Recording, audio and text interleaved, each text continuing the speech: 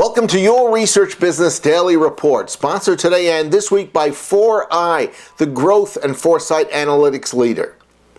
Back on March 13th, you'll recall we delivered 13 rules for doing business in China, developed by Stanley Chao in his new book, Selling to China, a guide to doing business in China for small and medium-sized businesses. When Stanley viewed that RBDR, he immediately wrote back and said he wanted to share 7 specific do's and don'ts that apply to market research in China, and we're proud to share them with you today. Rule number 1, go to more than 1 or 2 cities in this gigantic country because Chao says there are 4 distinct regions: the Northeast, East, West, and South. The Northeast, which includes Beijing, is dominated by heavy industry and government-controlled businesses. The East, which includes Shanghai, has more foreign enterprises and privately owned businesses. The South boasts high-tech manufacturers.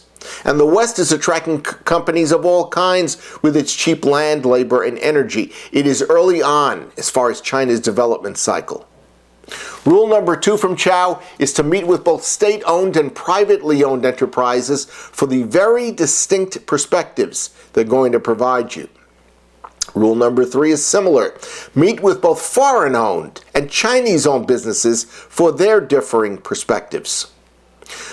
Rule number 4 is to have Chinese-speaking people handle your research and interviews. You will be surprised, he says, at how many amazing off-the-record comments will be elicited. On to rule number 5, which is to avoid posing generic questions that might automatically be asked elsewhere around the world.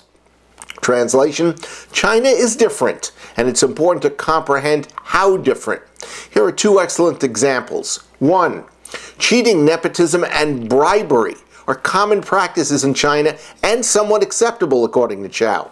So you need to ask questions about how to deal with these or how to do business that will avoid these unsavory activities. The second example from Chao is understanding that business laws are often not followed.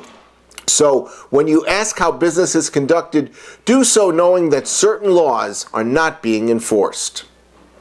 Rule number 6, interview lawyers that are involved in your subject matter so that you are in touch with both the legal climate as well as market drivers. And finally, rule number 7, the top executives in companies are not often who you want to speak with in your research.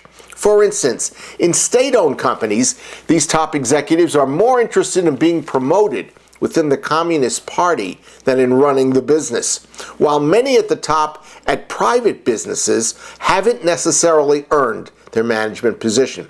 So focus your research on ground-level salespeople, regional managers, and even engineers. Our thanks to Stanley Chao for sharing these insights exclusively with RBDR. And again, the name of his book is Selling to China.